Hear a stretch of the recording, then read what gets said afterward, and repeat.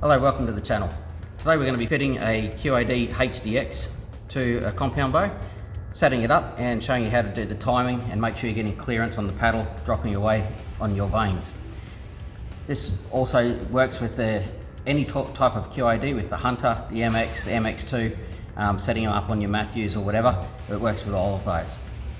So instead of actually opening a packet, I've got one that's already opened, and I'm going to show you how to fit it to this bow and get the timing and everything right.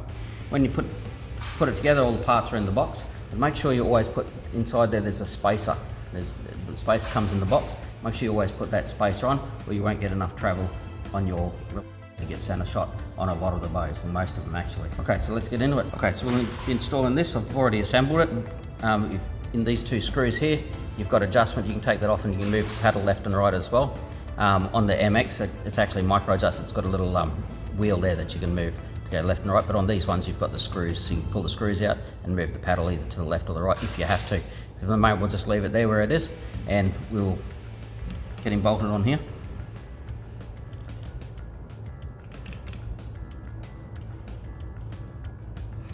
And don't forget, once you've done up your main screw here, you've got a lock nut there as well, which will lock it down. I always push them as far forward as I can to get them on the riser. That way you're not relying on that lock nut, because it can't move backwards and forwards once it's pushed up against the riser. If you're using the MX, it can bolt straight to your riser. The MX is actually an integrated rest, so it'll go up to the riser anyway, and you won't have to worry about assembling it here. Okay, once that's tightened, just tighten that lock nut as well. Now don't tighten it too hard, it's that you'll end up damaging the riser of your base. Just do it until it touches basically, and then just once you've done that, just retension this one as well, just make sure it is up tight. Now in the box you also have this cable clamp. Some people serve them to the cable there. I prefer to use the cable clamp. If you don't use the cable clamp, you do serve that, it's a lot harder to adjust your arrow rest, so you'd have to adjust it from up here, but we're going to use the cable clamp. So we'll put it on there.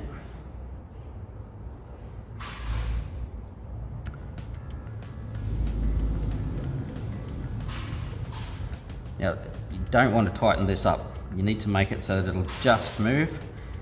You can see that's got plenty of movement there, that's no problems. You want to lock that up first.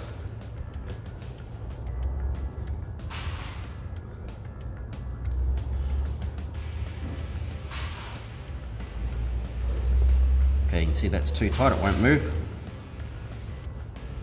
Okay, so it's moving there, we'll tighten just a fraction more.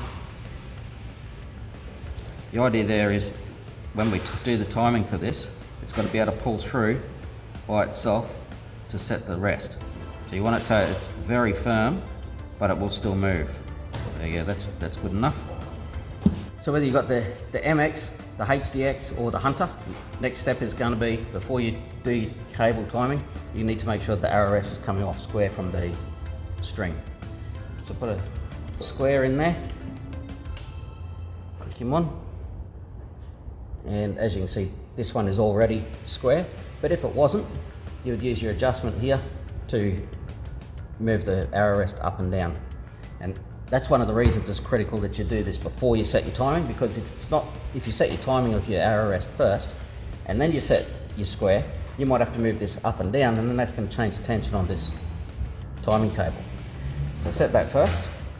Next thing we're going to do, like we did in the tuning video, is we're going to look over the top of the bow and make sure the arrow rest is centered left and right. So put your arrow in, we're going to look over the top of the cam down to your knock, and make sure that the carbon is coming out the center of your limb bolt. Okay. So once you've got your arrow rest square left and right and your arrow square off your string, it's going to be time to set your timing cable. So we'll go over to the shooting lane and we'll set that. So now we're going to set the timing cable on the dropaway rest. Before we do that, kill two birds with one stone and make sure we're getting clearance on our arrow rest as well. So like we did in the last video, grab a lipstick, chuck it on the leading edge of your vanes,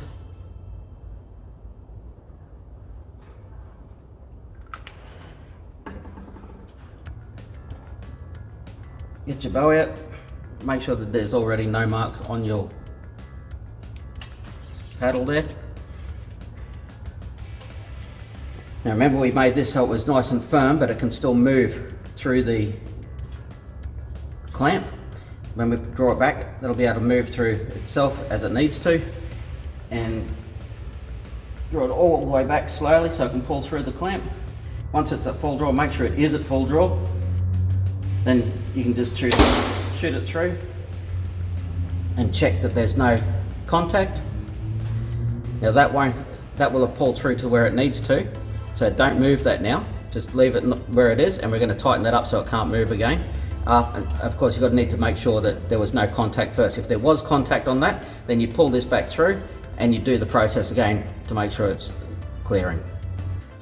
So once you've tightened that cable clamp up, you want to go back to the range, shoot the arrow through your drop away again with the lipstick on it to make sure that you're not getting any contact still. If you did get contact, you need to redo the process. So that's it for today's video, just a quick one. If you got benefit out of this video, make sure you hit the like and subscribe button down below, and we'll see you in the next video.